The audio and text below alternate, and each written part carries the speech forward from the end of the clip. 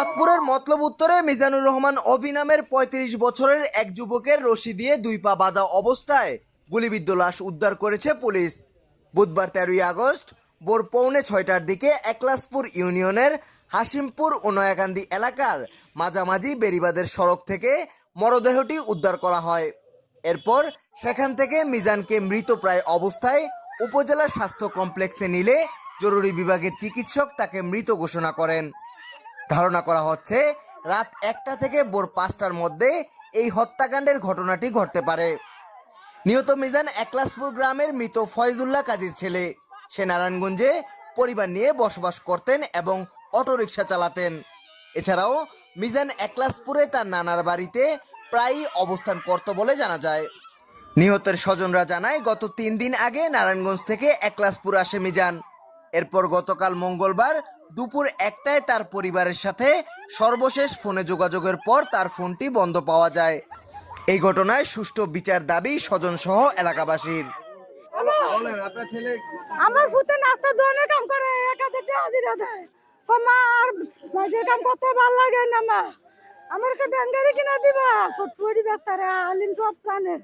আমি কই বাবা আমি দিমু তোরে বাতা দে আর আমার এক দিয়ে কইতে ৩,০০০ আর এই দিয়ে দে।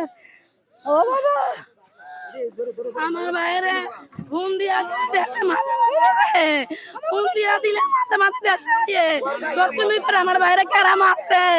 আমরা আর আমার বাইরে ক্যারাম আছে। ৩ দিন হইব নারায়ণগঞ্জ থেকে আইছে। কালকে দুপুর ১টার দিকে কথা হইছে। কইছে যে আমি নারায়ণগঞ্জ আয়া পড়তেছি বিকালের মধ্যে।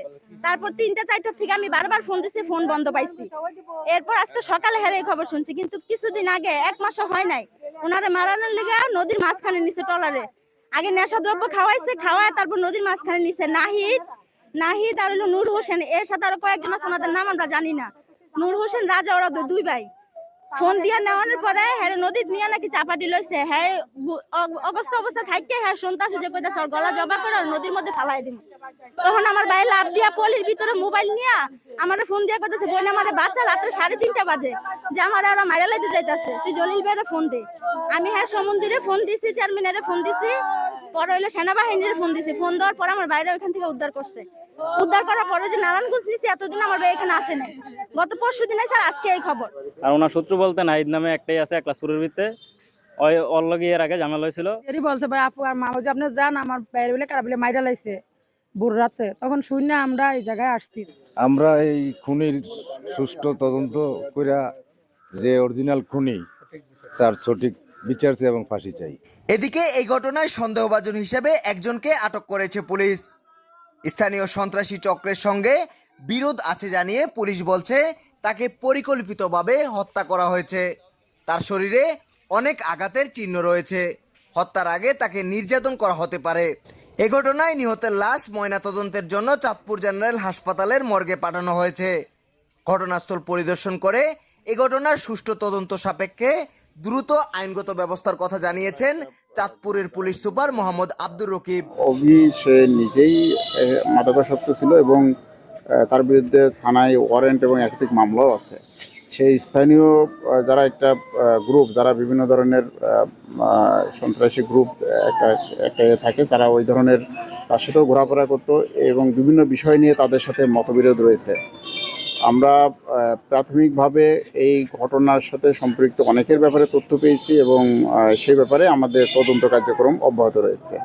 আমরা আশা করব খুব দ্রুতই এই ঘটনার সাথে যারা সম্পৃক্ত সেই আসামিদের গ্রেপ্তারপূর্বক বিজ্ঞ আদালতের সোপর্দ করতে পারব। এদিকে স্থানীয় সূত্রে জানা গেছে মিজানুর রহমান অভি মেঘনা নদীতে অবৈধ ড্রেজিং, বালু সিন্ডিকেট, চাঁদাবাজি এবং মাদকের সঙ্গে জড়িত ছিলেন। তিনি প্রায়শই এলাকায় না থাকলেও নারায়ণগঞ্জে অবস্থান করতেন। তার হত্যার পর অজ্ঞাত নম্বর থেকে আরেক ব্যক্তিকে একইভাবে হত্যা করার হুমকি দেওয়া হয়েছে। এতে করে মতলব উত্তরের একলাসপুর ইউনিয়নে ব্যাপক আতঙ্ক ছড়িয়ে পড়েছে।